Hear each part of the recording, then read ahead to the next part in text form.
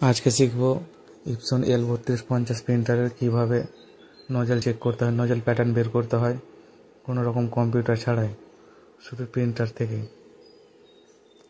প্রথমত প্রিন্টারটা বন্ধ করে নেব। বন্ধ হয়ে গেলে প্রিন্টারটা যেটা স্টপ বাটন রয়েছে, স্টপ বাটনটা প্রেস করে পাওয়ার বাটন প্রেস করবে যতক্ষণ না পাওয়ার বাটনের লাইট ব্লিঙ্কিং করছে। তারপরে নজল চেকের প্রিন্ট আউটটা ঠিক বেরিয়ে আসবে।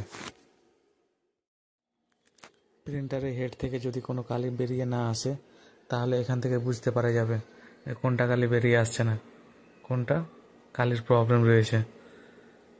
প্রিন্ট আউট বেরিয়ে এলো। পরবর্তী সময়ে এরকম ভিডিও পেতে like, share and subscribe. Okay, প্রিন্টারের নজল ঠিক রয়েছে।